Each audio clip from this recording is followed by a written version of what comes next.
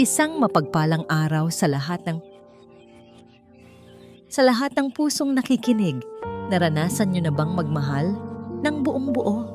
Yung tipong handa kang talikuran ang lahat para sa isang simpleng buhay na pinapangarap mo kasama siya? Ngunit paano kung ang pundasyong binuo ninyo ay gawa sa kasinungalingan? At ang simpleng pangarap na yon ay babasagin ng isang pirasong papel na sisira sa lahat? Halina't pakinggan natin ang kwento ni Hiraya. Sa unang kabanata, ang papel na sumira sa lahat. Ang tunog ng papel na bumagsak sa lamesa ay parang isang putok ng baril sa katahimikan ng kanilang munting tahanan. Napatigil si Hiraya sa paglalagay ng kandila sa gitna ng kanilang hapagkainan. Ang matamis na ngiti na kanina lang ay nasa kanyang mga labi ay dahan-dahang naglaho, napalitan ng pagtataka. Ang amoy ng paboritong adobo ni Gideon na niluluto niya ay tila nawalan ng bango. Nakatayo sa harap niya ang kanyang asawa, si Gideon. Kagagaling lang nito sa trabaho. Suot pa ang gusot nitong business attire. Ngunit wala sa mukha nito ang pagod na karaniwan niyang nakikita. Ang naroon ay isang malamig na ekspresyon, isang distansya na hindi pa niya kailanman nakita sa loob ng 5 taon nilang pagsasama. "Ano to, Gideon?" tanong ni Hiraya.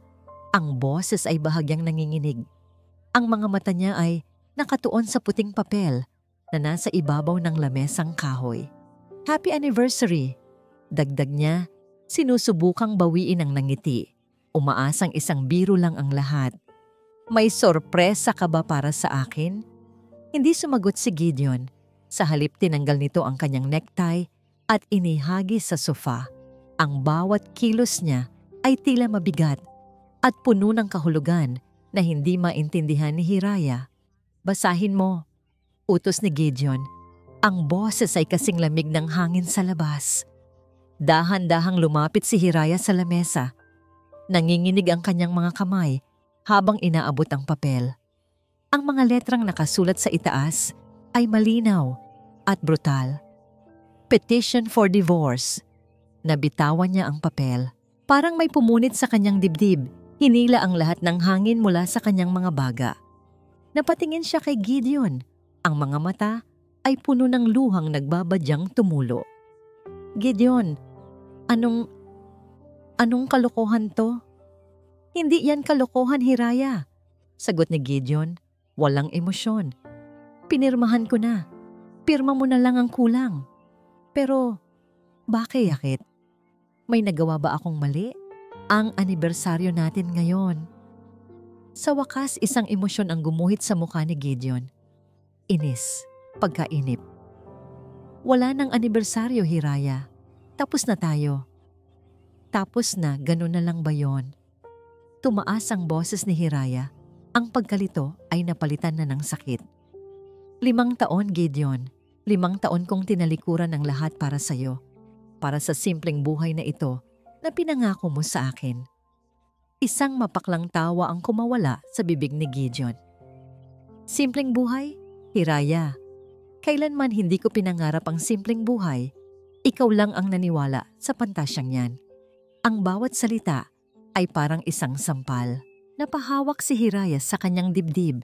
Pilit na pinipigilan ang pagguho ng kanyang mundo. "Hindi kita maintindihan. Kung ganoon, hahayaan kitang maintindihan," sabi ni Gideon. At umupo ito sa sofa, tila pagod na sa usapan. "May iba na ako, Hiraya, at hindi tulad mo. Kaya niyang ibigay sa akin ang lahat ng gusto ko." "Sino?" bulong ni Hiraya, kahit na natatakot siyang marinig ang sagot. "Si Marikit," sabi ni Gideon. At sa unang pagkakataon, may gumuhit ng ngiti sa labi nito. Isang ngiting hindi para sa kanya. "Marikit Sandoval." Sandoval. Ang pangalan ay umalingaw-ngaw sa isip ni Hiraya. Ang apelyido ng pinakamalaking katunggali ng negosyo ng kanyang pamilya.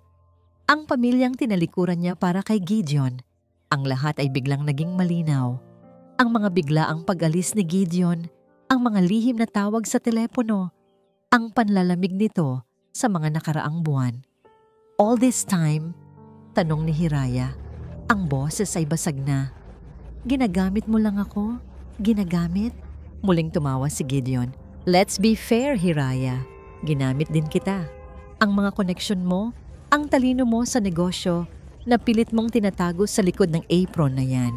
Dahil sa'yo, narating ko ang posisyon ko ngayon. At para doon, nagpapasalamat ako. Tumayo ito at naglakad patungo sa pinto. Pero hanggang doon na lang yon. Tapos na ang pakinabang ko sa'yo. Hindi makapaniwala si Hiraya sa kanyang naririnig. Ang lalaking minahal niya, ang lalaking pinili niya kaysa sa kanyang kayamanan, ay isa palang halimaw. Hindi kita minahal, Hiraya, kailanman. Ang mga salitang iyon ang tuluyang pumatay sa kung anumang natitirang pag-asa sa kanyang puso. Para siyang sinaksak ng paulit-ulit. Umalis ka na, sabi niya. Ang boses ay mahina, ngunit puno ng galit na ngayon lang niya naramdaman sa buong buhay niya. Umalis ka na sa pamamahay ko. Nagkibit balikat lang si Gideon. Iyan naman talaga ang plano ko. Binuksan nito ang pinto at bago tuluyang umalis, lumingon ito sa huling pagkakataon. Gumising ka na sa pantasya mo, Hiraya. Ang pag-ibig na walang pera ay para lang sa mga pelikula. At isinara nito ang pinto. Naiwan si Hiraya na nakatayo sa gitna ng sala. Ang adobo sa kusina ay nagsisimula ng masunog. Ang kandila sa lamesa ay hindi na nasindihan. Ang ulan sa labas ay lalong lumakas. Tila nakikidalamhati sa kanya. Nanghina ang kanyang mga tuhod at napaluhod siya sa sahig. Doon, sa gitna ng mga pira-pirasong pangarap, umagulgol siya nang walang tunog. Ang sakit ay napakatindi. Halos hindi na niya kayang huminga. Ang kanyang mga mata ay napadako sa isang bagay sa ibabaw ng maliit na aparador. Ang litrato ng kanilang kasal. Nakangiti silang pareho, mga matang nangangarap ng habambuhay. Isang itim na galit ang pumalit sa kanyang kalungkutan. Tumayo siya, kinuha ang litrato, at walang pag-aalinlangang pinunit ito sa gitna. Hinayaan niyang mahulog ang 2 piraso sa sahig. Hindi siya pwedeng manatili dito. Hindi na. Kinuha niya ang susi ng kanyang kotse. Hindi na nag-abala pang magpalit ng damit o kumuha ng kahit ano. Kailangan niyang umalis. Kailangan niyang makalayo. Mabilis niyang pinaandar ang kotse palayo sa bahay na yon, palayo sa kasinungalingang binuo niya sa loob ng 5 taon. Ang malakas na buhos ng ulan ay humahampas sa kanyang windshield. Halos wala na siyang makita. Ang mga luha ay malayang dumadaloy sa kanyang mga pisngi, nakikipag-unahan sa patak ng ulan. Bakit? Saan ako nagkulang? Paulit-ulit niyang tanong sa sarili. Ang isip niya ay blanko sa sakit.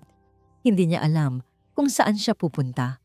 Ang alam lang niya ay kailangan niyang magpatuloy sa pagmamaneho. Sa gitna ng kanyang paghihinagpis, isang nakakasilaw na ilaw ang biglang sumulpot mula sa kanyang kaliwa. Isang mamahaling sasakyan ang biglang lumiko sa kanyang linya. Walang babala. Sa sobrang gulat, kinabig ni Hiraya ang manibela pa kanan. Narinig niya ang malakas na pagpreno at ang pagskid ng mga gulong sa basang kalsada. Nawalan siya ng kontrol. Ang huli niyang nakita ay ang pag-ikot ng paligid. At pagkatapos, isang malakas na kalabog. At kadiliman, ang kamay na umalalay. Ang pagod ay gumuguhit na sa bawat kalamnan ni Dalisay. Buong araw siyang nagtulak ng kanyang kariton, nag-aalok ng sari-saring kakanin sa abalang mga kalsada ng syudad. Ang malakas na buhos ng ulan ay senyales na para sa kanya natapusin na ang araw. Kaunti lang ang naging benta niya, ngunit sapat na para may maiuwing mainit na pandesal para sa kanyang ina. Habang marahan niyang itinutulak ang kariton sa gilid ng kalsada patungo sa eskinita ng barangay Sinag-asa, isang pamilyar na bigat ang kanyang nararamdaman. Ito ang bigat ng isang simpleng buhay, puno ng pagkayod. Ngunit meron ding kapayapaan. Bigla, ang ritmikong tunog ng kanyang kariton at ng patak ng ulan ay sinira ng isang nakabibinging tunog. Ang matinis na pagpreno ng isang sasakyan, sinundan ng isang malakas na kalabog. Napatigil si Dalisay. Ang puso niya ay biglang kumabog ng mabilis. Nagpalinga-linga siya at sa di kalayuan, sa ilalim ng isang nag-iisang poste ng ilaw, nakita niya ang isang kotseng umikot at bahagyang bumangga sa isang lumang pader. Wala sa loob, binitawan niya ang hawakan ng kanyang kariton at mabilis na tumakbo patungo sa sasakyan. Hindi alintana ang malakas na ulan na bumabasa sa kanyang buong katawan. "Tulong! May tao ba dyan?" Sigaw niya habang papalapit. Nang makarating siya, nakita niyang hindi naman gaanong malaki ang pinsala sa kotse. Ngunit ang pinto sa driver's side ay bahagyang nakabukas. Dahan-dahan siyang sumilip sa loob at doon nakita niya ang isang babae. Nakasubsob ang ulo nito sa manibela. Ang mahabang buhok ay tumatakip sa kanyang mukha. Nakasuot ito ng isang simpleng bestida. Ngunit kahit sa paningin ng isang tulad ni Dalisay, alam niyang may kalidad ang tela nito. Hindi ito taga rito. Miss, ayos ka lang ba?" Tanong niya. Ang boses ay puno ng pag-aalala. Walang sagot. Maingat niyang binuksan ng tuluyan ang pinto. Hinawi niya ang buhok na nakatakip sa mukha ng babae. Tumambad sa kanya ang isang maamong mukha, basa ng ulan at ng mga luhang hindi pa natutuyo sa kanyang mga pisngi. Walang malay, ngunit payapa ang kanyang itsura. Sinuri niya kung ito'y humihinga. Isang mahinang paghinga ang kanyang naramdaman. Tiningnan niya kung may mga sugat ito, ngunit bukod sa isang maliit na galos sa kanyang noo, tila wala naman siyang malubhang pinsala. Mukhang ang pagkawala niya ng malay ay dahil sa gulat at pagod. Saglit na nag-isip si Dalisay. Ang tamang gawin ay tumawag ng pulis o ambulansya. Ngunit may kung anong pumipigil sa kanya. Ang mga bakas ng luha sa mukha nito, ang itsura nitong tila tumatakas sa isang masalimuot na problema. Kung tatawag siya ng awtoridad, baka mas lalo lang itong mapahamak o mapunta sa sitwasyong ayaw nitong balikan. Ang puso niya, na laging mas nauuna kaysa sa kanyang isip, ang nagdesisyon. Isinara niya ang pinto ng kotse, nilock ito gamit ang baton sa loob, at maingat na inilabas ang susi mula sa ignition. Ibubulsa na sana niya ito nang mapansin niya ang isang maliit na pitaka sa passenger seat. Kinuha niya rin iyon para sa kaligtasan. Sa isang desididong kilos, maingat niyang binuhat ang babae. Nagulat siya sa gaan nito. Inayos niya ito sa kanyang mga braso, sinisigurong komportable ito at hindi lalong masasaktan. "Pasensya na, miss. Dadalhin muna kita sa ligtas na lugar." Bulong niya. Tila humihingi ng paumanhin sa kanyang pangahas na desisyon. Sa ilalim ng buhos ng ulan, naglakad si Dalisay palayo sa kalsada. Bit-bit ang babaeng dayo. Iniwan niya ang kanyang kariton sa gilid. Umaasang walang gagalaw niyon. Ang mahalaga ngayon ay ang kaligtasan ng babaeng ito. Ilang metro lang ang layo ay ang makitid na eskinita ng barangay Sinag-asa. Maingat siyang naglakad sa maputik na daan hanggang sa marating niya ang isang maliit na bahay na gawa sa pinagtagpi-tagping kahoy at yero, ngunit may tanim na mga bulaklak sa paso sa bintana. Ang kanilang tahanan. "Inay! Inay!" Tawag niya habang sinisipa ng marahan ng pinto. Agad na bumukas ang pinto at isang may edad ng babae na may mga puting buhok ang sumalubong sa kanya. Si Aling Nena, ang kanyang ina. "Anak, bakit basa na basa ka?" Napatigil ito nang makita ang babaeng buhat-buhat ni Dalisay. "Sino yan, anak? Ano ang nangyari?" "Inay, nabangga po ang kotse niya sa kalsada. Nawalan po ng malay." Paliwanag ni Dalisay nagmamadali. "Kailangan po natin siyang alagaan. Wala po siyang malay." Napakunot ang noo ni Aling Nena. Ngunit agad ding nawala ang pag-aalala sa kanyang mukha. "Halika, anak. Dalhin mo siya sa higaan mo. Kukunin ko ang kumot at ang first aid kit." Inilapag ni Dalisay ang babae ng dahan-dahan sa kanyang munting papag. Ang silid ay maliit at simple, ngunit malinis. at may amoy ng pinatuyong damo na ginagamit ni Aling Nena para sa mga pampakalma. Habang inaayos ni Aling Nena ang kumot sa babae, kinuha ni Dalisay ang pitaka at susi sa bulsa niya. Hindi niya binuksan ang pitaka. Hindi niya intensyon na alamin kung sino ito. Ang mahalaga lang ay ang makatulong. Naglabas si Aling Nena ng bimpo at pinunasan ang noo ng babae. Kawawa naman. Bulong nito. Mukhang marami ng pinagdaanan bago pa man mangyari tong aksidente. Naupo si Dalisay sa tabi ng kanyang ina, pinagmamasdan ang babae. Ang kanyang mukha, kahit may bahid ng kalungkutan, ay may kakaibang ganda. Sino kaya siya? Anong klaseng buhay ang meron siya? At bakit tila may nagtulak sa kanya na tumakas mula roon? Hindi niya alam. Ang alam lang niya, sa mga oras na yon, ang kanyang simple at payapang mundo ay biglang pinasok ng isang misteryosong dayo. Ilang sandali pa, kumilos ang babae. Isang mahinang ungol ang kanyang ginawa. Dahan-dahan itong dumilat. Ang kanyang mga mata ay nanlalaki, puno ng pagkalito at pagkatakot. Iikot ang tingin nito sa paligid, sa dingding na yero, sa mga lumang larawan, sa simpleng kurtina, at pagkatapos, tumuon ang mga mata nito kay Dalisay. Nasaan ako? Tanong ng babae. Ang boses ay mahina, parang bulong. Sino ka? Isang bagong simula. Sa sinag-asa na katitig, si Hiraya kay Dalisay ang mga mata ay nanlalaki, puno ng pagkalito. Kung kanina ay kadiliman ang bumalot sa kanya, ngayon ay liwanag. Ngunit isang uri ng liwanag na hindi niya maintindihan. Isang simpleng bahay, amoy tuyong damo, at dalawang mukha na nagpapahayag ng pag-aalala, hindi paghatol. Miss, ligtas ka na po dito, sagot ni Dalisay. Ang boses ay malumanay, tila sinusubukang pakalmahin siya. Nasa bahay ka po namin sa barangay Sinag-asa. Ako po si Dalisay at ito po ang nanay ko, si Aling Nena. Lumapit si Aling Nena at hinawakan ng kamay ni Hiraya ng buong pagmamahal. Huwag kang mag-alala, Ineng. Nagpapahinga ka lang. May konting galos ka sa noo, pero ayos ka naman. Dahan-dahang sinubukan ni Hiraya na bumangon, ngunit agad na bumalik ang kirot sa kanyang ulo. Inalalayan siya ni Dalisay pabalik sa unan.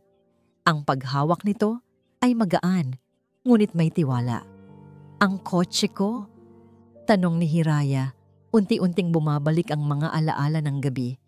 Ang sakit ng puso, ang ulan, ang pagkabangga. Nasa gilid po ng kalsada. Nilak ko po at kinuha ko ang susi. Paliwanag ni Dalisay. Kinuha ko rin po ang pitaka nyo para safe. Hindi ko po binuksan. Tumango si Hiraya. Ang katotohanan ng kanyang sitwasyon ay unti-unting sumisipa. Wala siyang pera, wala siyang mga contact, at lalo na wala siyang intensyon na bumalik sa kanyang nakaraang buhay kahit sandali. Ang ideya ng pagtawag sa kanyang pamilya, sa kanyang mga tauhan, ay nagdulot lamang ng mas malalim na sakit. Maraming salamat po, sabi niya sa dalawa. Ako po si Hira. Binalot niya ang kanyang pangalan. Walang Alcantara, walang Villaluntian. Ngayon, siya ay si Hira lamang. Salamat, Hira, sabi ni Aling Nena at ngumiti. Gutom ka ba? Nagluto ako ng lugaw. Isang mainit na mangkok ng lugaw ang inabot sa kanya. Simpleng pagkain, ngunit ang bawat subo ay nagdala ng init sa kanyang tiyan at pagod na katawan. Habang kumakain, pinagmasdan niya ang silid. Maliit, ngunit puno ng buhay. Mayroong isang lumang radyo, ilang pamilyar na larawan sa dingding, at isang lumang bentilador na marahang umiikot. Ito ay malayo sa kanyang Villaluntian, ngunit may kakaibang kapayapaan dito. Makalipas ang ilang araw, unti-unting nakasanayan ni Hiraya ang buhay sa barangay Sinag-asa. Naging bahagi siya ng pamilya ni Dalisay at Aling Nena. Nagkukwento si Aling Nena ng mga karanasan niya sa buhay, nagbibigay ng mga payo na hindi niya kailanman narinig sa kanyang sariling ina, na laging abala sa negosyo. Si Dalisay naman, laging abala sa pagbebenta ng kakanin, ngunit laging may oras para kumustahin siya. "Wala ka bang pamilya, Hira?" tanong ni Aling Nena isang hapon habang nagtutupi sila ng labada. Nag-aalangan si Hiraya. "Meron po, inay, pero may pinagdadaanan po kaming hindi pagkakaunawaan. Kailangan ko po munang mag-isip." Ang kasinungalingan ay madulas na lumabas sa kanyang bibig, ngunit may kirot sa puso niya. "Ganoon talaga ang buhay, Ineng," sabi ni Aling Nena. Pinisil ang kanyang kamay. "Hindi lahat ng pamilya perpekto, pero tandaan mo, ang dugo ay mas malapot sa tubig. Darating din ang panahon na magkakaintindihan kayo." Minsan, sumasama si Hiraya kay Dalisay sa paglalako. Nagpapanggap siyang nagtatago, nakasuot ng sombrero at salamin. Ngunit sa tuwing nakikita niya ang ngiti ni Dalisay habang nakikipag-ugnayan sa mga tao, ang kanyang puso ay tila bumubukas. Ang lalaking ito ay masipag, may mabuting kalooban, at hindi hinahatulan ang kanyang pagkatao. Isang hapon, habang naglalakad siya pabalik sa bahay nila Dalisay, nakita niya ang isang grupo ng mga kapitbahay na nagkukumpulan sa harap ng isang tindahan, nanonood ng lumang telebisyon. Hindi niya sana papansinin, ngunit isang pamilyar na mukha ang sumakop sa screen. Si Gideon, kasama si Marikit Sandoval. Ang tawa ng mga kapitbahay ay humupa habang ang reporter ay nagsasalita ng may paghanga. Ang bagong power couple ng business world, Mr. Gideon Rivas at Miss Marikit Sandoval, ipinagdiwang ang kanilang engagement sa isang grandeng pagtitipon sa Villa Luntian. Gulat, galit, sakit, ang lahat ng emosyon ay bumalik sa kanya ng sabay-sabay. Villa Luntian, ang mansyon ng kanyang pamilya, ang lugar kung saan siya lumaki. Ginagamit na ngayon bilang background para sa pag-iibigan ng kanyang traidor na asawa at ng kaaway ng kanyang pamilya. Nakita niya si Gideon, nakangiti. Isang nangiting hindi niya kailanman naramdaman na para sa kanya. Ang mga kamay nito ay nakakapit sa bewang ni Marikit, na nakasuot ng isang mamahaling bestida. Kumikinang ang bawat hiyas. Masaya sila. Masaya sila habang siya ay nagtatago at naghihirap. Nanginig ang kanyang mga kamay. Parang may humihila sa kanya pabalik sa kadiliman. Hindi lang siya sinira ni Gideon, pinahiya niya pa siya. At ngayon, sinasakop nito ang lahat ng kanyang nakaraan. "Hanggang kailan ako magtatago rito?" Bulong ni Hiraya sa kanyang sarili. Ang mga mata ay nanlilisik. Ang tanong na yon ay hindi nagaling sa isang biktima, kundi sa isang taong naghahanap ng katarungan. Ang sumunod na umaga ay nagdala ng panibagong pakiramdam kay Hiraya. Ang galit at sakit mula sa nakaraang gabi ay hindi pa rin nawawala. Ngunit sa halip na lunurin siya, ito ay naging gasolina, isang apoy na nagpasiklab sa kanyang matagal nang natutulog na diwa bilang alkantara. Napakasakit ng dibdib niya habang naghahanda ng almusal kasama si Aling Nena. Ang ngiti ni Gideon at Marikit sa balita ay nakaukit pa rin sa kanyang isip. Hindi na niya kayang manatili sa ganitong estado. Kailangan niyang kumilos. Nang araw na yon, sumama siya kay Dalisay sa paglalako. Ngunit ngayon ay may ibang layunin. Habang naglalakad sila, pilit niyang pinag-iisipan kung paano makakakuha ng impormasyon nang hindi isiniwalat ang kanyang pagkatao. "Hira, bakit ang tahimik mo ngayon?" tanong ni Dalisay habang nag-aayos ng paninda sa kanyang kariton. Ang init ng araw ay nagsisimula ng sumikat at ang ingay ng palengke ay buhay na buhay. "May iniisip lang, Say," sagot ni Hiraya, gamit ang palayaw na itinawag niya kay Dalisay. Hindi niya kayang sabihin ang totoo. "Hindi pa." "Mukhang malalim yan," sabi ni Dalisay, at sa isang gawin na nakaugalian na nila, inilagay nito ang kamay sa kanyang balikat, isang simpleng kilos na nagdala ng kapanatagan. "Kung kailangan mo ng kausap, nandito lang ako." Nang makaramdam siya ng init sa paghawak ni Dalisay, bahagya siyang kinilig. Ngunit mabilis niyang itinago iyon. Ngayon ang oras para sa paglaban, hindi para sa pag-ibig. Sa buong maghapon, palihim siyang naghahanap ng paraan. Nang gabing iyon, habang nagpapahinga na, sina Aling Nena at Dalisay, dahan-dahan siyang bumangon. Kinuha niya ang lumang telepono na ipinahiram ni Dalisay sa kanya, na halos walang load. Lumabas siya ng bahay at naglakad patungo sa isang tindahan na may wifi. Nagbayad siya ng kaunting piso para sa isang oras ng internet. Nanginginig ang kanyang mga kamay habang initype ang pangalan ng kanyang dating executive assistant, si Manang Josie. Isang pangalan na matagal na niyang kinalimutan sa kanyang simpleng buhay. Lumabas ang email address ni Manang Josie. Nagtype siya ng isang mensahe. Manang Josie, ako po ito, si Hiraya. May kailangan akong malaman tungkol sa Alcantara Holdings at sa mga operasyon ni Gideon Rivas. Diskreto po sana. Walang sino man ang dapat makaalam na nakikipag-ugnayan ako. Padala po kayo ng anumang impormasyon na may kinalaman sa mga proyekto ni Gideon sa aking email. Maraming salamat. Ipinadala niya ang email, ang kanyang puso ay kumakabog. Hindi niya alam kung sasagutin ni Manang Josie ang kanyang mensahe o kung maniniwala ito. Matagal na rin simula nang mawala siya sa sirkulasyon. Kinabukasan, habang nagtitinda si Dalisay ng kakanin sa isang maliit na pamilihan, sinamahan siya ni Hiraya.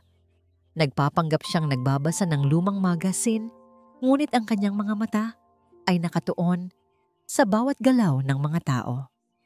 Ang ganda naman ng araw ngayon, Say, sabi ni Hiraya. Sinusubukang maging kaswal. Oo nga, Hira. Sana lang ay maging maganda rin ang benta. Tugon ni Dalisay. At nagbigay ito ng isang matamis na ngiti na nagpatunaw sa bahagi ng puso ni Hiraya. Nang magtanghali, nagpasya si Dalisay na magpahinga.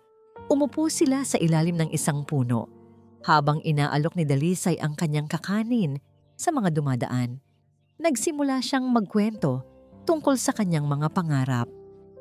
Ang pangarap ko lang, Hira, ay ang magkaroon ng sariling maliit na pwesto, sabi ni Dalisay. Habang nakatingin sa malayo, ang kanyang mga mata ay puno ng pag-asa. Para hindi na ako nagtutulak ng kariton araw-araw. Gusto ko lang na mabigyan ng maayos na buhay si Inay. Ramdam ni Hiraya ang bawat salita ni Dalisay. Ang kanyang pangarap ay simple, malinis at puno ng pagmamahal. Ito ay napakalayo sa mga pangarap na puno ng ambisyon at panlilinlang ni Gideon. Magagawa mo yan, Say, sabi ni Hiraya. At sa unang pagkakataon, mula nang mangyari ang lahat, ang mga salita niya ay puno ng sinseridad. Nang gabing iyon, habang nag-iisa si Hiraya sa sala, nakarinig siya ng tunog mula sa kanyang telepono. Isang email mula kay Manang Josie. Ang kanyang puso ay kumabog ng mabilis. Binuksan niya ang email. Merong nakalakip na ilang dokumento. Agad niyang binuksan ang isa. Ito ay isang internal report mula sa Alcantara Holdings. Nagdedetalye ng mga proyekto na ipinasa kay Gideon Rivas ilang buwan na ang nakakaraan. Ngunit ang nakakatakot, sa dulo ng report, mayroong mga nakatagong detalye tungkol sa mga subcontractors, mga kumpanya na pag-aari ng pamilya Sandoval. Nanginig ang kanyang mga kamay, parang may pumilipit sa kanyang bituka. Hindi lang si Gideon ang gumagamit sa kanya. Ginamit din siya para sirain ang kanyang sariling pamilya.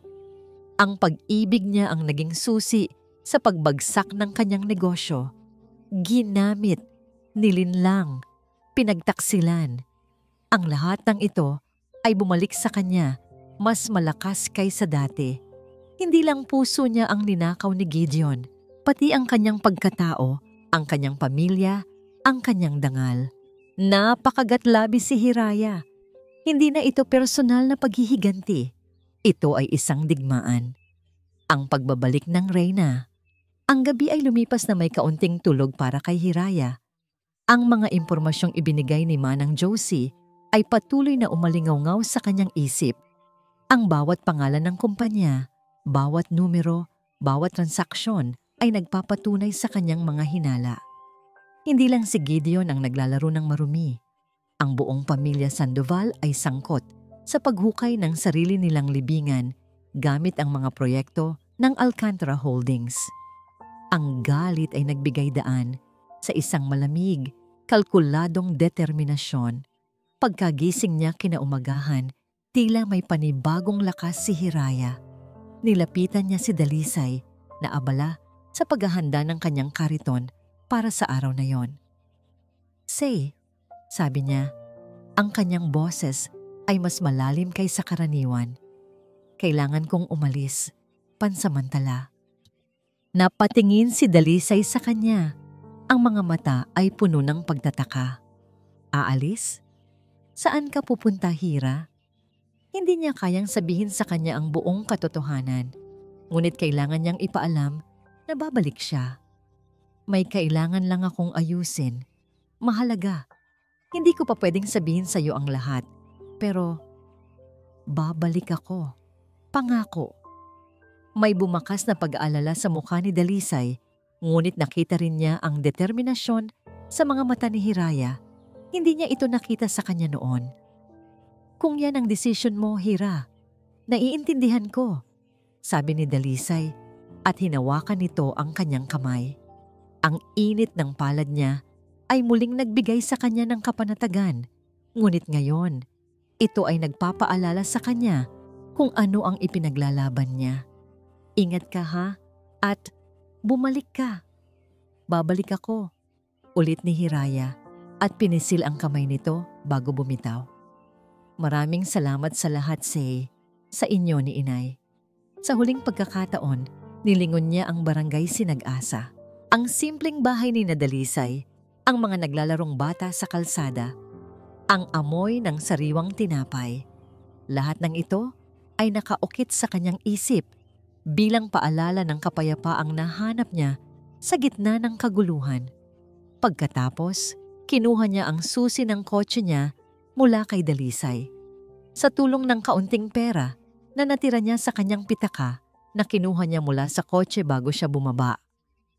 Nagpatawag siya ng taxi papunta sa pinakamalapit na disenteng hotel. Doon, ginamit niya ang kanyang mga skills upang unti-unting makakuha ng access sa mas malaking network. Kinabukasan, lumabas si Hiraya mula sa hotel. Hindi na ang simpleng babae na naglalako ng kakanin. Nakasuot siya ng isang corporate attire na kulay itim. Ang kanyang buhok ay maayos na nakatali at ang kanyang mga mata ay naglalabas ng apoy ng determinasyon. Ang kanyang galos sa noo ay natatakpan na ng make-up.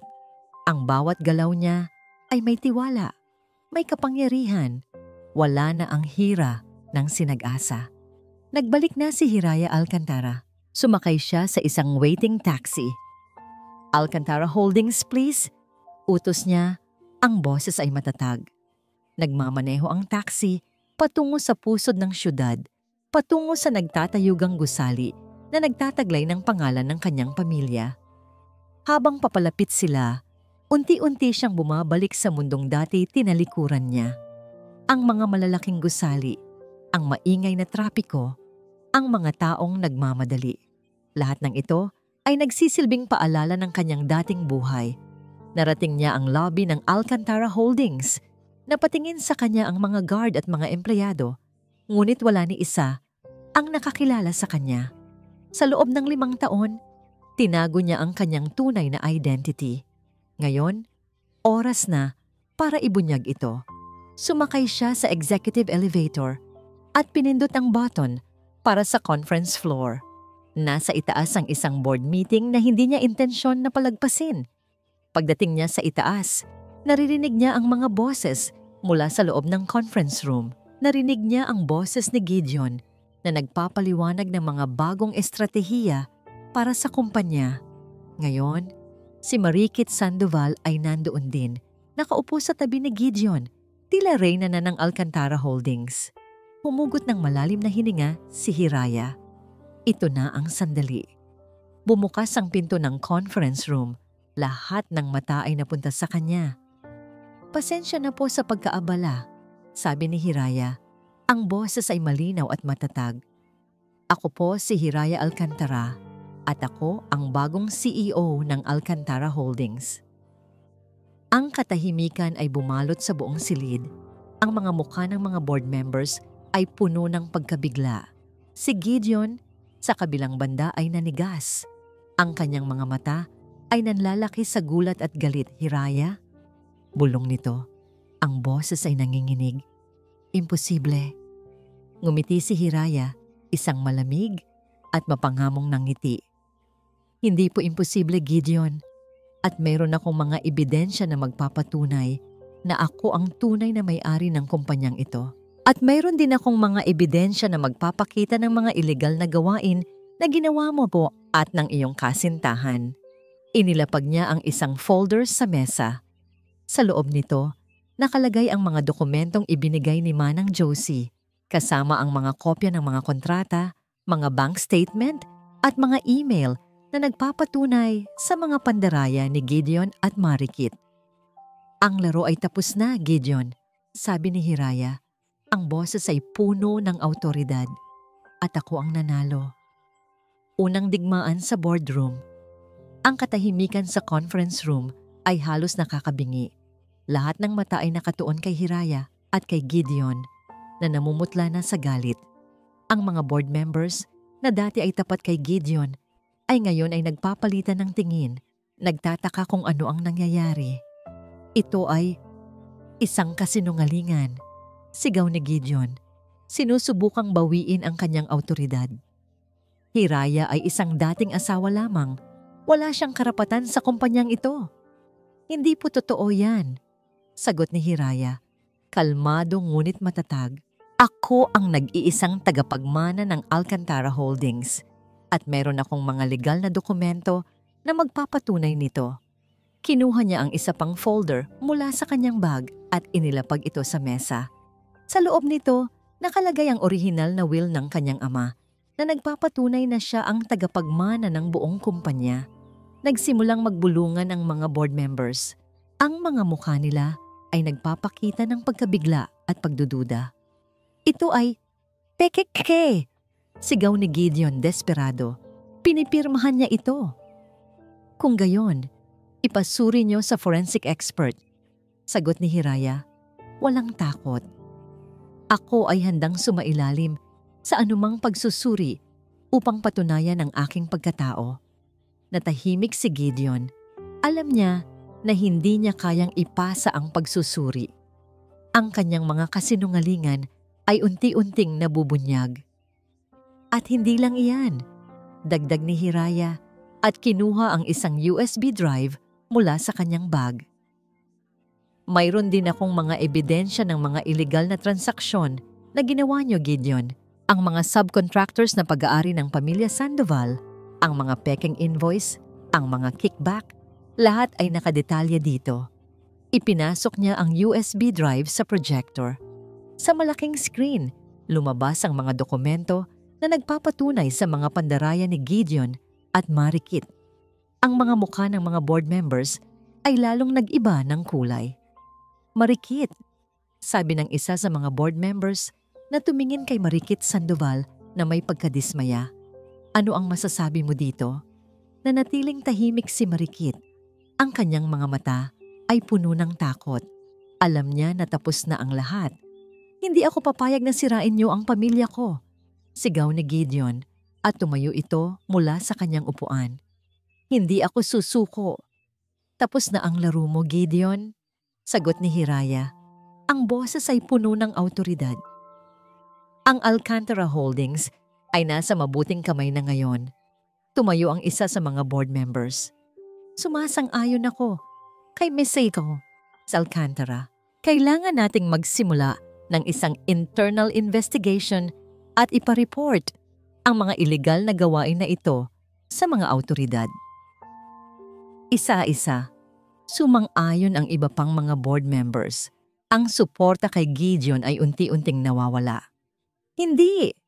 Sigaw ni Gideon desperado. Hindi niyo ako pwedeng gawin ito. Ngunit huli na ang lahat. Ang mga board members ay bumoto para sa isang motion na nag-aalis kay Gideon sa kanyang posisyon bilang executive. Ang boto ay unanimous. Nang marinig ang resulta, napaluhod si Gideon sa sahig. Ang kanyang muka ay puno ng galit at pagkadismaya. Si Marikit, sa kabilang banda, ay tumayo at tahimik na lumabas ng conference room. Ang kanyang ulo ay nakayuko. Si Hiraya, sa gitna ng kaguluhan, ay nanatiling kalmado. Alam niya na ito ay isang malaking hakbang, ngunit marami pang kailangang gawin. Ngayon, sabi niya, ang boses ay malinaw at matatag. Simulan natin ang paglilinis. Ang sikreto ng aksidente. Ang mga sumunod na araw ay naging isang bagyo ng mga pagbabago sa Alcantara Holdings. Sa ilalim ng pamumuno ni Hiraya, nagsimula ang isang malawakang internal investigation.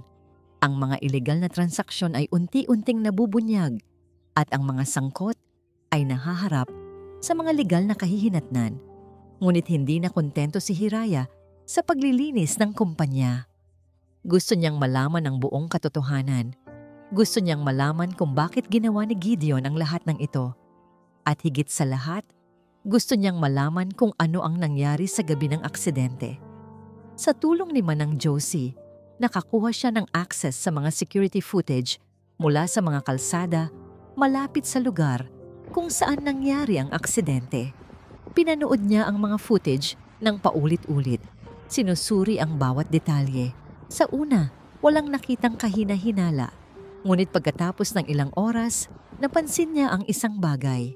Isang itim na sasakyan, isang mamahaling sports car, ang sumusunod sa kanya ilang minuto bago ang aksidente.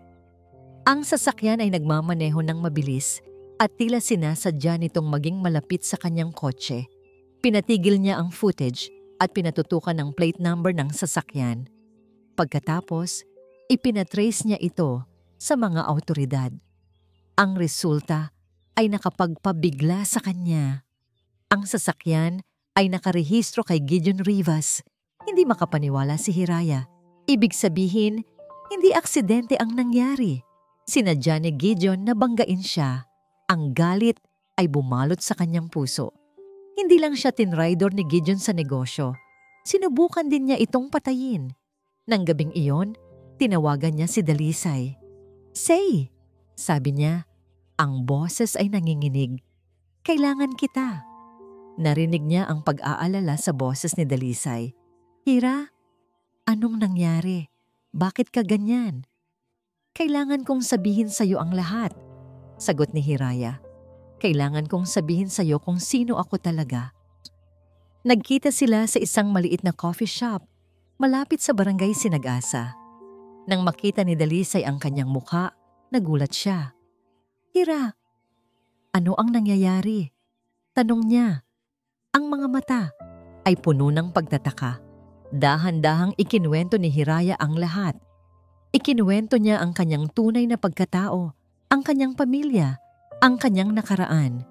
Ikinuwento niya ang pagtataksil ni Gideon at ang kanyang natuklasan tungkol sa aksidente. Habang nakikinig si Dalisay, unti-unting nagbabago ang kanyang ekspresyon. Mula sa pagkabigla, naging pagkadismaya at pagkatapos ay galit. "Hindi ko makakalimutan ang ginawa niya sa'yo," sabi ni Dalisay. Ang boses ay puno ng galit. Sinubukan kanyang patayin. "Hindi lang yon," sagot ni Hiraya. "Ginagamit niya ang kumpanya ng pamilya ko para sirain ang buhay ng iba. Kailangan siyang panagutin sa kanyang mga ginawa." "Anong plano mo?" tanong ni Dalisay. "Ipapahanap ko ang mga ebidensya. Ipapahanap ko ang katotohanan. At sisiguraduhin kong makukulong siya," sagot ni Hiraya. Ang boses ay puno ng determinasyon. Ngunit may isang bagay na nag-aalala kay Dalisay.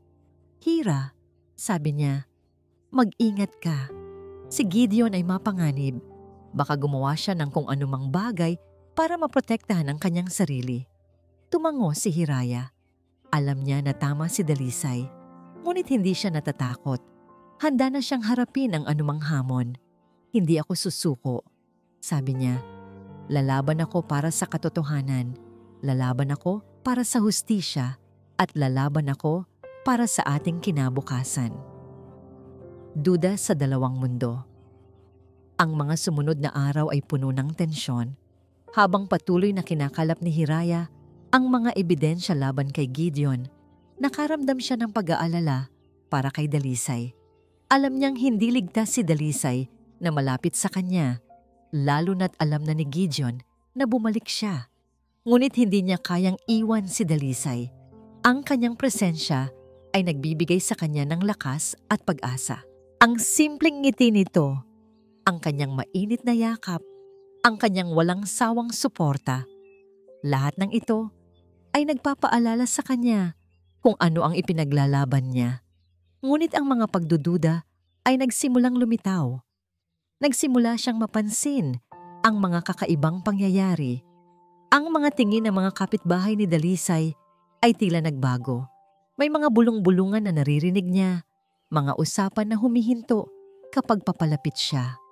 Isang araw, habang naglalakad sila ni Dalisay pauwi mula sa palengke, nakita nila ang isang grupo ng mga lalaki na nakatayo sa sulok ng kalsada.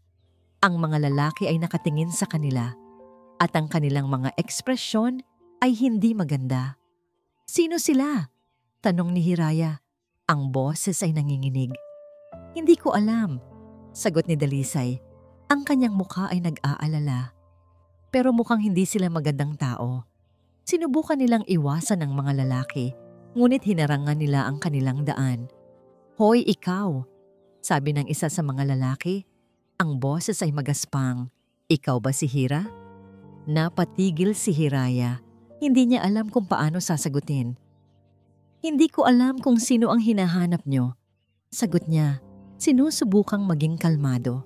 Huwag kang magsinungaling, sabi ng lalaki. Alam namin kung sino ka. Alam namin na ikaw si Hiraya Alcantara. Nanlaki ang mga mata ni Dalisay. Paano nila nalaman? Ano ang gusto niyo? Tanong ni Hiraya. Ang boses ay puno ng galit. May mensahe kami mula kay Gideon Rivas, sagot ng lalaki. Sabi niya, umalis ka na sa buhay ni Dalisay kung hindi may mangyayaring masama. Naramdaman ni Hiraya ang pag-igting ng kanyang mga kalamnan. Alam niyang hindi biro ang mga lalaking ito. Sabihin mo sa kanya na hindi ako natatakot, sagot ni Hiraya. Ang boses ay matatag. Hindi niya ako mapipigilan. Mag-isip ka ng mabuti, sabi ng lalaki. Hindi mo alam kung ano ang kaya niyang gawin. Pagkatapos, umalis ang mga lalaki. Iniwan silang nag-iisa sa gitna ng kalsada. Niyakap ni Dalisay si Hiraya. Ang kanyang mga kamay ay nanginginig. Hira, kailangan mong umalis, sabi niya. Hindi ako pwedeng ilagay sa panganib. Hindi ako aalis, sagot ni Hiraya. Hindi kita iiwan. Pero kung mananatili ka, baka may mangyari sa atin, sabi ni Dalisay. Hindi ko kayang mawala ka. Ang mga salita ni Dalisay ay tumama sa kanya ng malalim. Alam niyang tama siya. Ngunit hindi niya kayang iwan siya. Hindi niya kayang mawala ang taong nagbigay sa kanya ng pag-asa sa gitna ng kadiliman. Hindi ko alam kung ano ang gagawin, sabi ni Hiraya. Ang boses ay puno ng pagkalito. Kailangan mong mag-isip, sagot ni Dalisay. Kailangan mong magdesisyon kung ano ang mas mahalaga sa iyo, ang paghihiganti o ang ating kaligtasan. Nang gabing iyon, hindi nakatulog si Hiraya. Ang mga salita ni Dalisay ay paulit-ulit na tumatakbo sa kanyang isip. Ang pagdududa ay nagsimulang kumalat sa kanyang puso. Siguro nga tama si Dalisay. Siguro nga dapat siyang umalis. Siguro nga dapat niyang kalimutan ang paghihiganti at magsimula na lang ng bagong buhay. Ngunit paano niya magagawa iyon? Paano niya makakalimutan ang lahat ng nangyari? Paano niya mapapatawad si Gideon? Ang kanyang puso ay puno ng pagkalito. Hindi niya alam kung ano ang gagawin. Lahat ay nawala. Ang sumunod na mga araw ay naging isang malungkot na paglalakbay para kay Hiraya. Ang pagdududa na itinanim ni Dalisay ay patuloy na lumalaki sa kanyang puso. Hindi niya maiwasang isipin kung tama ba si Dalisay. Kung ang kanyang paghihiganti ay naglalagay lamang sa panganib sa mga taong mahal niya. Nagsimula siya ng umiwas kay Dalisay, sinusubukang protektahan siya mula sa kanyang mga problema. Ngunit alam niyang hindi ito makatarungan, hindi niya pwedeng itago ang katotohanan sa kanya. Isang araw, habang nagtatrabaho siya sa Alcantara Holdings, nakatanggap siya ng isang tawag mula sa kanyang abogado. "Miss Alcantara," sabi ng abogado. Ang boses ay seryoso. "Mayroon akong masamang balita." May lumabas na artikulo sa isang tabloid. Isinulat nila ang tungkol sa iyong nakaraan, tungkol sa iyong pagkakakilanlan at tungkol sa iyong paghihiganti kay Gideon Rivas. Nanlamig ang dugo ni Hiraya. Paano nangyari iyon? Sino ang nagpakalat ng impormasyon? Tanong niya. Ang boses ay nanginginig. "Hindi namin alam," sagot ng abogado. "Ngunit mukhang may nagtatrabaho laban sa iyo. Ang artikulo ay puno ng mga kasinungalingan at paninira. Sinisiraan ka nito sa publiko." Nang basahin ni Hiraya ang artikulo, halos hindi siya makapaniwala. Ang mga salita ay puno ng galit at pagkamuhi. Sinasabi nito na siya ay isang mapanlinlang na babae, isang gold digger at isang mapanganib na kaaway. Ang artikulo ay nagdulot ng malaking pinsala sa kanyang reputasyon. Ang mga investor ay nagsimulang mag-atubili, ang mga kontrata ay kinansela, at ang presyo ng stock ng Alcantara Holdings ay bumagsak. Naramdaman ni Hiraya na parang gumuho ang mundo niya. Lahat ng kanyang pagsisikap, lahat ng kanyang paghihirap ay napunta sa wala. Nang gabing iyon, bumalik siya sa barangay Sinag-asa, umaasang makahanap ng kapanatagan sa piling ni Dalisay. Ngunit nang makita niya ang mga tao sa kalsada, alam niyang may mali. Ang mga tao ay nakatingin sa kanya ng may pagdududa at pagkamuhi. May mga bulong-bulungan na naririnig niya, mga salitang nagpapahiwatig na siya ay isang mapanganib na tao. Nang makita siya ni Dalisay, lumapit ito sa kanya. Ang mukha ay puno ng pag-aalala. "Hira, ano ang nangyari?" tanong niya. "Basahin mo ito," sagot ni Hiraya at iniabot niya ang kopya ng tabloid.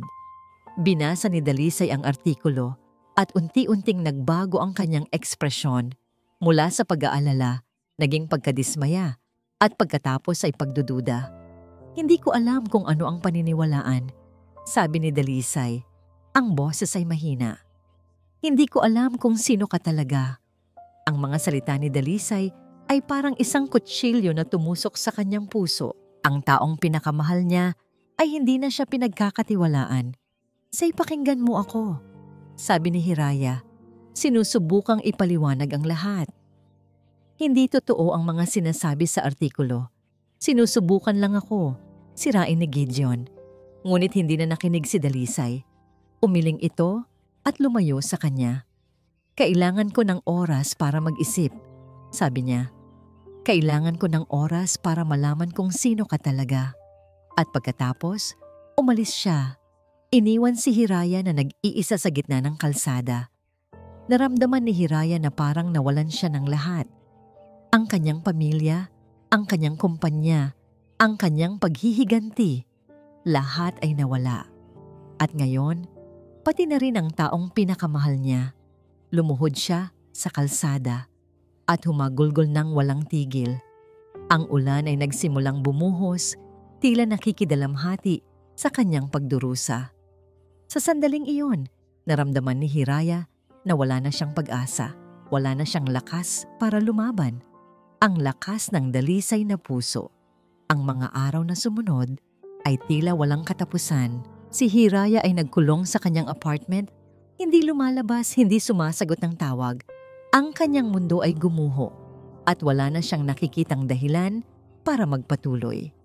Ang Alcantara Holdings ay nasa bingit ng pagkalugi. Ang mga investor ay nag-withdraw ng kanilang pondo, ang mga empleyado ay nagsimulang magbitiw, at ang kumpanya ay nahaharap sa mga kasong legal mula sa lahat ng panig. Ngunit hindi iyon ang pinakamasakit. Ang pinakamasakit ay ang pagkawala ni Dalisay. Hindi niya alam kung nasaan ito, kung ano ang ginagawa nito, o kung gusto pa ba nitong makita siya. Isang araw, habang nakaupo siya sa kanyang apartment, nakatanggap siya ng isang tawag mula kay Manang Josie. "Miss Hiraya," sabi ni Manang Josie, ang boses ay puno ng pag-aalala. "Kailangan niyo pong malaman ito. May nakita akong kakaibang aktibidad sa mga account ni Gideon. Mukhang nagtatangka siyang ilipat ang lahat ng pera sa ibang bansa." Nanginig ang mga kamay ni Hiraya. Alam niya na hindi siya pwedeng magpatalo. Kailangan niyang gawin ang lahat para mapigilan si Gideon. "Saan niya ililipat ang pera?" tanong niya. Ang boses ay matatag. "Sa isang offshore account sa Switzerland," sagot ni Manang Josie. "Ngunit meron akong isang paraan para malaman ang detalye. Kailangan ko lang ng oras." Habang naghihintay kay Manang Josie, naisip ni Hiraya si Dalisay. Alam niyang kailangan niya ang kanyang tulong, ngunit paano niya ito mahahanap? Bigla, naalala niya ang barangay Sinag-asa. Alam niyang doon siya pupuntahan ni Dalisay kung kailangan niya ng katahimikan. Kinuha niya ang kanyang susi at lumabas ng apartment. Sumakay siya ng taxi at nagpahatid sa barangay Sinag-asa. Nang makarating siya doon, nakita niya ang bahay ni Dalisay. Ang bahay ay tahimik at walang tao sa paligid. Kumatok siya sa pinto, ngunit walang sumagot. Kumatok ulit siya, ngunit wala pa rin. Sa wakas, binuksan ni Aling Nena ang pinto. Ang mukha nito ay puno ng pag-aalala. "Hira," sabi ni Aling Nena, "anong ginagawa mo dito?" "Nasaan si Dalisay?" tanong ni Hiraya. "Hindi ko alam," sagot ni Aling Nena. "Umalis siya kahapon. Hindi niya sinabi kung saan siya pupunta." Naramdaman ni Hiraya na parang bumagsak ang kanyang mundo. Hindi niya alam kung saan hahanapin si Dalisay. "Mayroon ba siyang sinabi tungkol sa akin?" tanong niya. "Wala," sagot ni Aling Nena. Ngunit mukhang malungkot siya. Mukhang may mabigat siyang dinadala sa puso. Niyakap ni Hiraya si Aling Nena at humagulgol ng walang tigil. "Kailangan ko siyang hanapin," sabi niya. "Kailangan ko siyang kausapin." "Mag-ingat ka, Hira," sabi ni Aling Nena. "Alam mo kung gaano ka mapanganib na tao si Gideon." Tumango si Hiraya. Alam niya. Ngunit hindi siya susuko. Hindi niya hahayaang mawala si Dalisay. Habang naglalakad siya sa barangay Sinag-asa, nakita niya ang isang grupo ng mga bata na naglalaro sa kalsada. Tinanong niya sila kung nakita nila si Dalisay. "Nakita namin po si Kuya Sai kanina," sabi ng isa sa mga bata. "Pumunta po siya sa pier. May sinasakay po siyang bangka." Naramdaman ni Hiraya ang pagbilis ng kanyang tibok ng puso. Pupunta ba si Dalisay sa ibang lugar? Aalis na ba siya ng tuluyan? Tumakbo siya patungo sa pier. Nang makarating siya doon, nakita niya ang isang bangka na papalayo sa pampang. At sa bangka, nakita niya si Dalisay. Ang katotohanang sasampal sa lahat, hindi nag-isip si Hiraya. Tumakbo siya sa kahabaan ng pier, sumisigaw ng pangalan ni Dalisay. "Say! Dalisay, hintayin mo ako!" Ngunit huli na. Ang bangka ay papalayo na ng papalayo at ang kanyang mga sigaw ay nalulunod sa ingay ng dagat. Nang makita siyang sumisigaw, pinabagal ng kapitan ng bangka ang takbo. Huminto ito sa malayo at tumingin kay Hiraya. "Dalisay!" sigaw ni Hiraya. "Bumalik ka dito!" Lumapit si Dalisay sa gilid ng bangka. Ang muka ay puno ng kalungkutan. "Hira, hindi mo kailangang gawin ito," sabi niya. "Umalis ka na. Magiging mas ligtas ka kung wala ako." "Hindi kita hahayaang umalis," sagot ni Hiraya. "Kailangan kita." "Hindi mo ako kailangan," sabi ni Dalisay. "Hindi mo ako deserve." "Hindi totoo iyan," sigaw ni Hiraya. "Kailangan kita. Mahal kita." Natahimik si Dalisay. Ang kanyang mga mata ay puno ng pagkalito. "Hira, pakinggan mo ako," sabi ni Hiraya. "Alam kong nagkamali ako. Alam kong sinaktan kita. Ngunit gusto kong magbago. Gusto kong maging mas mabuting tao. At hindi ko magagawa yon kung wala ka." Tumulo ang mga luha sa mga pisngi ni Dalisay. "Hindi ko alam kung ano ang paniniwalaan," sabi niya. "Hindi ko alam kung sino ka talaga. Ako si Hiraya Alcantara. sagot ni Hiraya. At ako ay nagmamahal sa'yo. Natahimik si Dalisay. Pagkatapos, dahan-dahan siyang ngumiti. Bumalik ka dito, sabi niya. Bumalik ka sa akin. Hindi nag-atubili si Hiraya. Tumalon siya sa tubig at lumangoy patungo sa bangka. Tinulungan siya ni Dalisay na makaakyat sa bangka. Niyakap niya ito ng mahigpit at humagulgol ng walang tigil. Hindi kita iiwan, sabi ni Hiraya. Hindi na kita iiwan. Mahal kita, Hira, sagot ni Dalisay. Mahal na mahal kita. Habang yakap ang isa't isa, nakatanggap si Hiraya ng isang tawag mula kay Manang Josie. Miss Hiraya, sabi ni Manang Josie. Ang boses ay puno ng excitement. Nakuha ko na ang detalye ng account ni Gideon. Narito ang numero ng account at ang pangalan ng bangko. Ibinigay ni Manang Josie ang impormasyon at agad na ipinaalam ni Hiraya sa mga awtoridad. Sa loob ng ilang oras, naaresto si Gideon Rivas sa pagtatangkang maglipat ng malaking halaga ng pera sa ibang bansa. Ang kanyang mga ilegal na gawain ay nabunyag at nahaharap siya sa maraming kasong kriminal. Si Marikit Sandoval, na kasabwat ni Gideon, ay nahaharap din sa mga kasong legal. Ang kanilang imperyo ay gumuho at ang kanilang reputasyon ay nasira. Sa wakas, nakamit ni Hiraya ang kanyang paghihiganti. Ngunit hindi yon ang pinakamahalaga. Ang pinakamahalaga ay ang pagbabalik ni Dalisay. Ang tadhana sa Sinag-asa ilang linggo ang lumipas. Pagkatapos ng pag-aresto kay Gideon at Marikit, ang Alcantara Holdings ay unti-unting nakabawi mula sa krisis. Sa ilalim ng pamumuno ni Hiraya, ang kumpanya ay nagsimulang magbago, nagiging mas responsable at mas makatarungan. Ngunit hindi na ito ang pinakamahalaga kay Hiraya. Ang kanyang puso ay nasa Barangay Sinag-asa kasama si Dalisay. Isang araw, bumalik siya sa Barangay Sinag-asa, hindi na bilang isang CEO, kundi bilang si Hira. Nakasuot siya ng simpleng damit at walang makeup. Ang kanyang buhok ay nakatali at ang kanyang muka ay nagliliwanag sa kaligayahan. Nakita niya si Dalisay na nagtutulak ng kanyang kariton sa palengke. Lumapit siya sa kanya at ngumiti. Sabi niya. Napatingin si Dalisay sa kanya at ngumiti rin. Hira, sabi niya, bumalik ka. Oo, sagot ni Hiraya. Bumalik ako. Niyakap niya si Dalisay at naramdaman niya ang kanyang puso na pumipintig ng malakas. Gusto kong magsimula ng bagong buhay kasama ka, sabi ni Hiraya. Gusto kong maging simple, masaya at totoo. Gusto ko rin iyon, sagot ni Dalisay. Gusto kong maging kasama ka habang buhay. Naglakad sila sa tabing dagat, hawak ang mga kamay. Pinanood nila ang paglubog ng araw at nag-usap tungkol sa kanilang mga pangarap. Gusto kong tumulong sa mga tao, sabi ni Hiraya. Gusto kong gamitin ang aking kapangyarihan para gumawa ng mabuti. Magagawa mo yon, sagot ni Dalisay. Alam kong magagawa mo yon. At gusto kong tulungan ka sa iyong pangarap, sabi ni Hiraya. Gusto kong tulungan kang magkaroon ng sarili mong pwesto. Talaga? Tanong ni Dalisay. Ang mga mata ay nagliliwanag. Oo, sagot ni Hiraya. Magkasama nating gagawin iyon. Sa mga sumunod na buwan, nagtrabaho sila ng magkasama para matupad ang kanilang mga pangarap. Tumulong si Hiraya kay Dalisay na magtayo ng kanyang sariling maliit na pwesto sa palengke.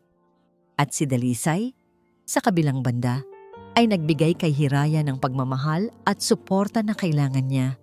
Sa wakas, natagpuan ni Hiraya ang kanyang tunay na kaligayahan. Hindi ito sa kayamanan, hindi sa kapangyarihan, kundi sa pag-ibig. Ang pag-ibig ay hindi nakikita sa yaman o kapangyarihan. Ito ay nakikita sa katapatan, sa pagmamalasakit, at sa pagtanggap sa isa't isa kung sino talaga kayo. Ang tunay na kaligayahan ay hindi matatagpuan sa paghihiganti, kundi sa pagpapatawad at sa paghahanap ng kapayapaan sa puso. Maraming salamat po sa inyong walang sawang pagsubaybay. Sana ay nagustuhan ninyo ang kwentong ito.